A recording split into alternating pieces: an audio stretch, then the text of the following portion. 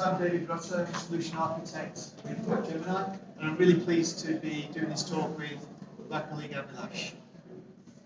Hello guys, I'm Abhilash. I look after the API test automation as well as monitoring services. I've been working with Capgemini for the last 3 years in specific experience on API management products. I hope you enjoy the talk. Over to you, David. Thank you. So what we're going to cover today is why APIs matter, and also talking about how we manage APIs and really give you a good feeling for what's involved in an API management project. This is based on real life experience. None of what you're seeing today is made up. This is what we actually did for the client, the good things and the bad things. So I'm going to start at a really high level about why APIs matter. I'm going to start off with some fairly well-known names. So going back to the year 2000, Salesforce released their first APIs. 50% of Salesforce business is now through their APIs. eBay released theirs at the same time. They got 60% of their revenue.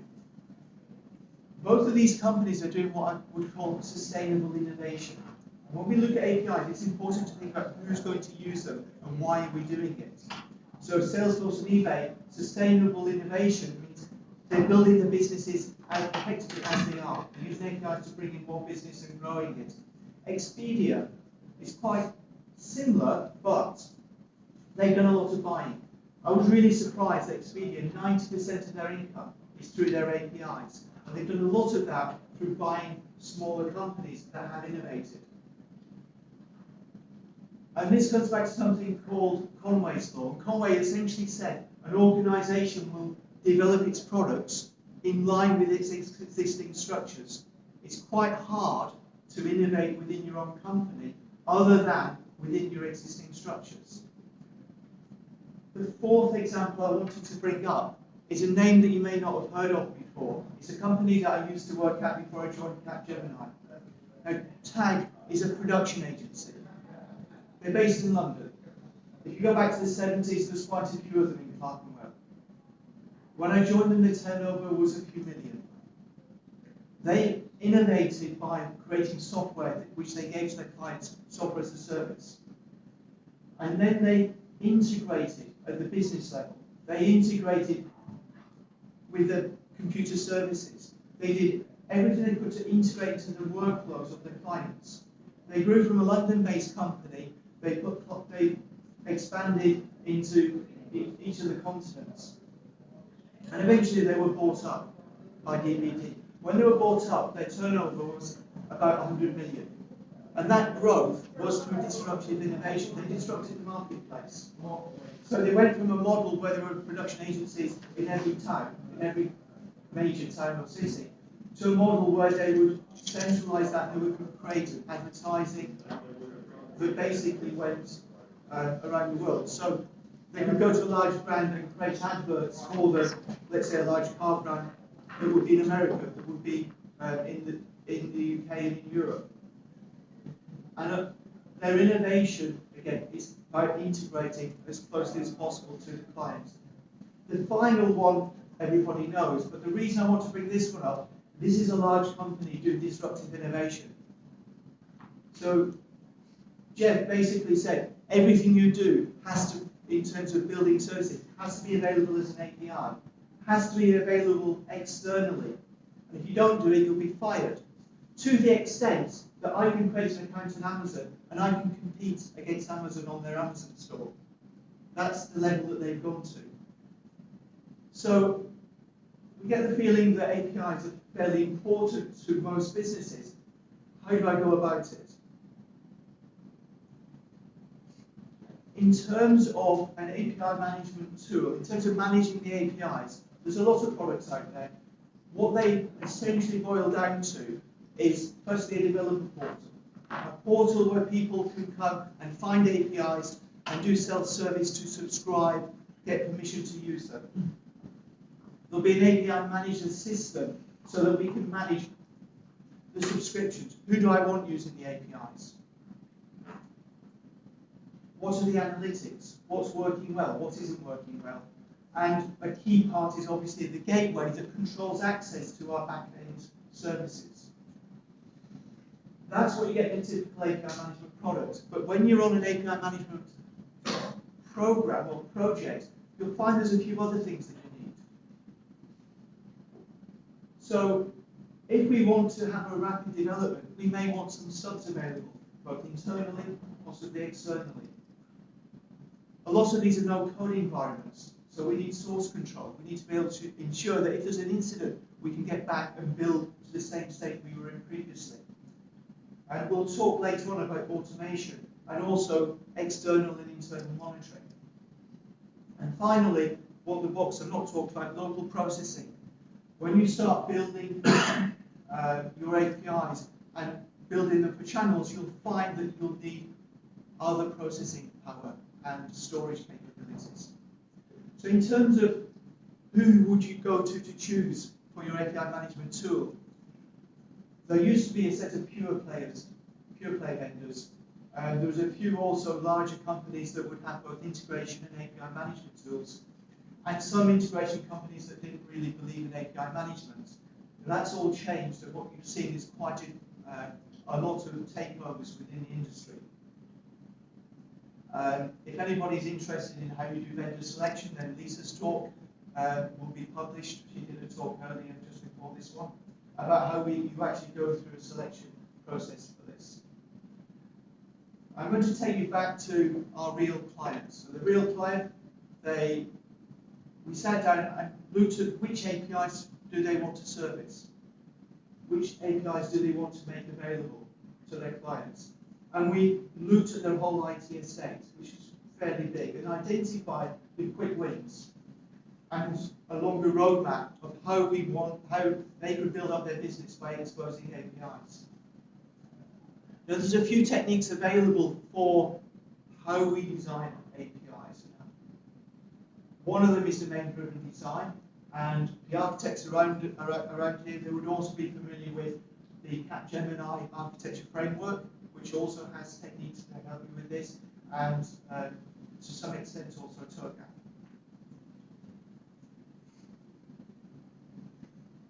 In terms of the actual API platform, what you end up with when you start analysing what you want to surface is systems of record at the bottom that will identify the business services. We may also already have business services provided by some microservices, and we'll provide channel-specific versions of those to surface through our API gateway to our IoT systems, customer systems, apps, and all the channels that we've got.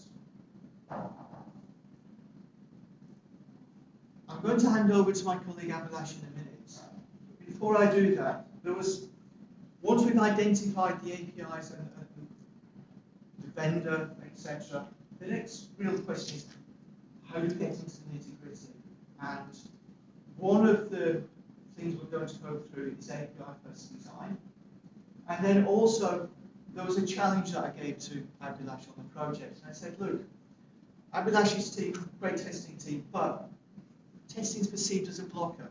What can we do on this project to make sure that testing isn't a blocker? And then finally, we talked to the people who supported these systems, people who'd already had a little bit of experience with APIs and really were not really glad that the client was going to expose some more because they'd had bad experiences. So we were looking at how we could improve both the testing and the rapid delivery and also the end result that we need to support. And so I'm going to hand over to Abhilash, who's going to talk about API first design and shift left, shift right, and automation. So, thank you, Abhilash. Thank you, David. So we have a perceived notion with us. Let's see if we can break that notion at the end of our talk. So I'll begin with API first design. But before talking about API first design, I would like to set up a brief context. Now, with mobile applications and web applications disrupting the digital space, the underlying powerhouse that is working are the APIs. So as a business, if you want to grow, where do you actually look? You need to look at ways for rapid delivery for your APIs. And this is where API first design will help you. Now, what is exactly API first design? So API first design is doing upfront specification and spreading that across your teams who are working on the project. So you have a specification to work with, and the idea behind API first design is working in parallel and in sync. So let me illustrate you a very simple example. I want to go to market with a web application. Now that web application will use an API that is exposed on an API management platform. And that API will use a backend. Now in a traditional approach, I will build the backend first. I'll wait for the backend to finish.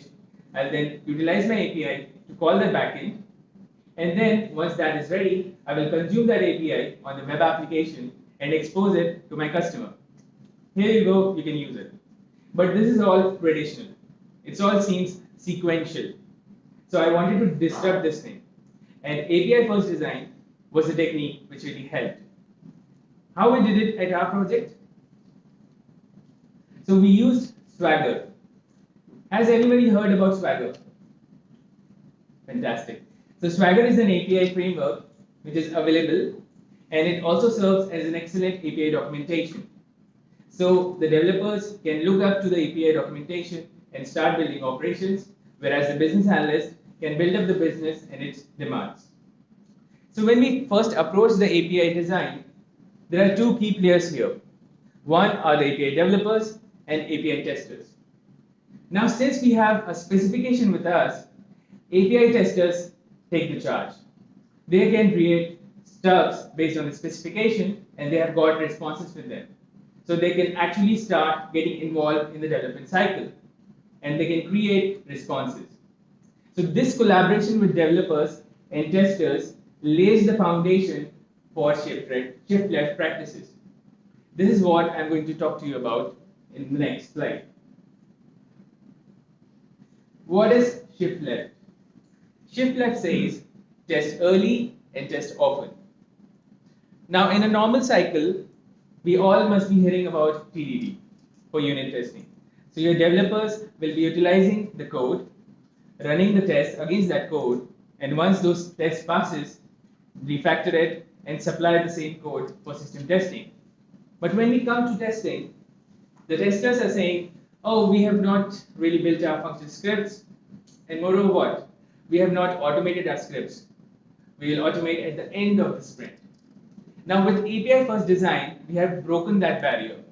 We have already created our functions as scripts using those stubs. So once the real backend is available, we are just switching the endpoint to the actual backend and running those tests. So once my unit testing is finished, I'm ready with my functions test and execute it, and there you go. That's good. What happens when I get some API design changes? I will update my existing tests and keep on adding. And this will give my downstream systems a great confidence in me that whatever code is being supplied to them is thoroughly tested and is of full quality. Next, I would like to talk to you what we did for the client. On the current project, we are using SOAP-AI test scripts along with Groovy scripting to handle dynamic behavior. We also stored the same scripts in Git repository, but we triggered those scripts manually, although these test scripts are automated. So we have done some prototypes to the client as well as internal showcases where I want to enhance this framework into a full CI framework, where I'll be utilizing Jenkins as my CI engine to run pipelines for functional as well as PVD testing and get instant feedback on Slack for whatever code that has been checked in by the developers. Now we have got a code well built, thoroughly tested, and we want to deploy our code to production. So I'd like to take you from shift left journey to shift right. So shift right is one of the top trends that has been discussed this year. It means testing in production. Yes, you have heard it right, testing in production. So I'd like to share an incident that happened with the ops team. So my ops team normally works at components. They have access to the services, they monitor their health and get the status back. But they often don't have the full visibility of the actual service that is exposed to the client. So when some disruption happens in the service, they look at stack traces and often come back to me saying, was this tested in a downstream environment? Did you face similar issues in your downstream environment? I said, no, I have tested it. I've signed off. Why are you facing these issues? And there's the end of the dialogue. So I thought, since I have a test strategy in place, why should not I utilize my tests in production and make sure everything works for them? Because it is getting tough to isolate the strategic points of failure. So let me take you through a topology. So I have my client application running here, which is exposed on a client platform. I have a gateway, and this is my backend service.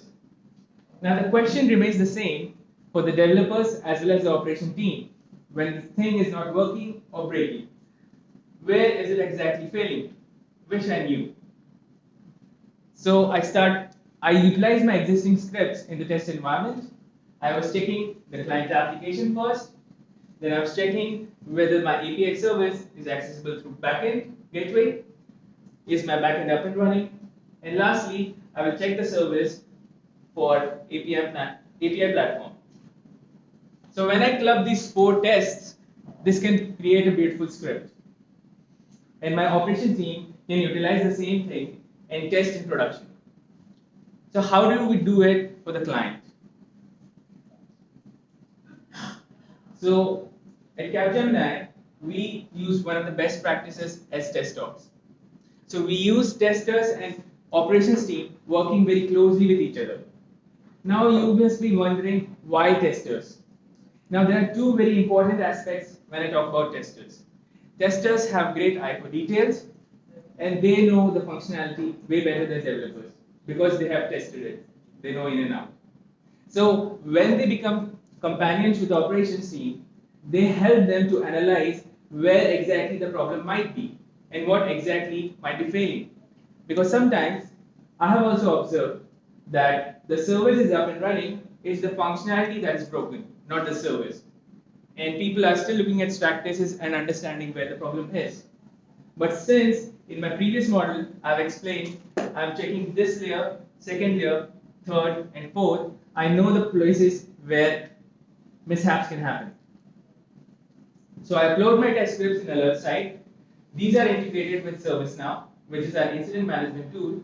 So whenever an alert is generated in alert site, an incident is automatically raised, and my ops team can deep dive into root cause analysis and start fixing those issues. So this approach has 2 benefits. You don't want to ring up your team in the middle of the night saying there is something for which you cannot help. It must have happened to some of you guys in your journey. So now we have got the strategic locations, I know which teams to get it involved. And secondly, my team does not waste any time in raising incident. They start deep diving into analysis and try to fix the issues. So this gives the customers great visibility and great confidence that we are on top of the issues.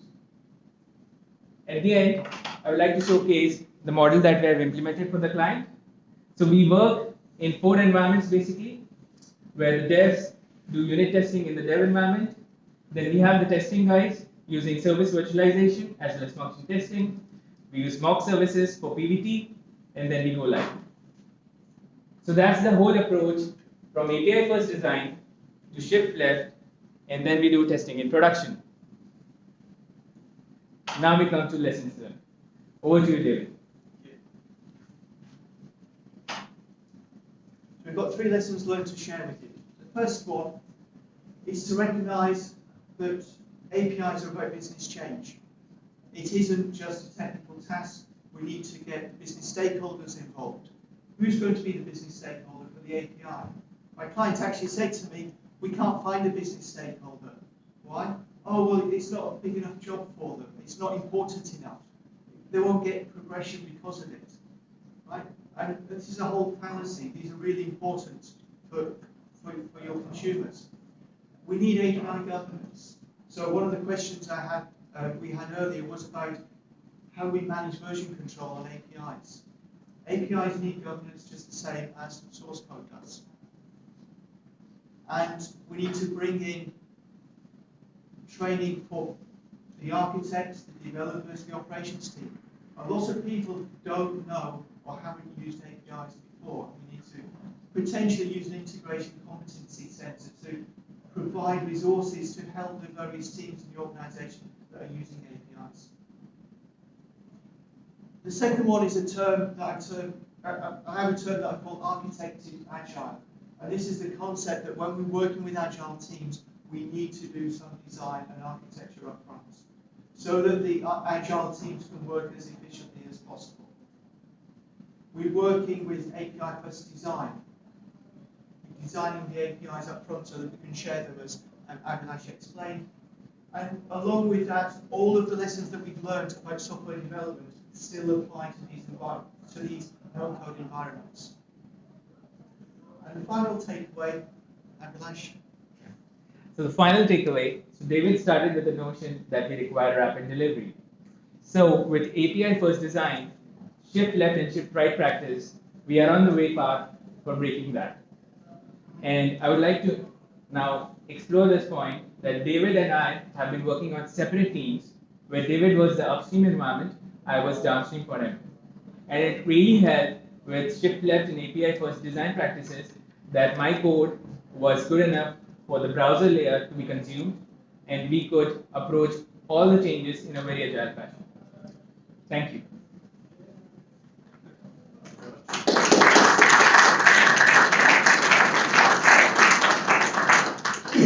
Thank you very much, everybody. If you've got any questions.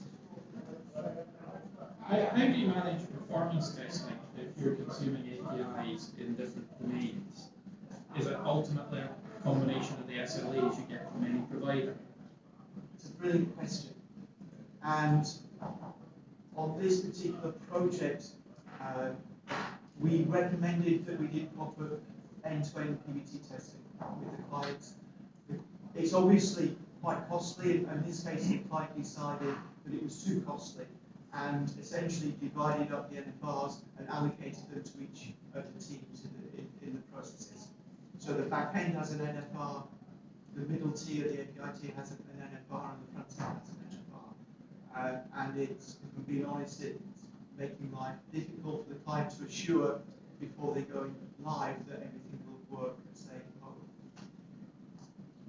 And also, I would just like to add on David's point that when we are exposing APIs on the cloud platform, not all the clients are onboarded to a dedicated or a private space. Most of the clients are still on public place where we are unable to do any performance testing. So we do the performance testing on the actual gateway rather than on the cloud platform. So that's one of the approaches. And as explained by David, we distribute between different tiers and try to achieve that estimate. If you don't have decent NFI, monitoring against all of those different tiers and the infrastructure that's presented back to the customer for them to decide whether they need to revise their NFRs.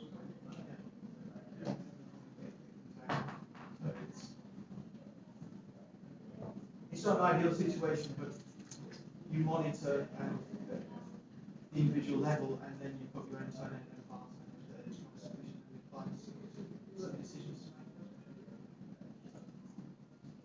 I think if you leave it there,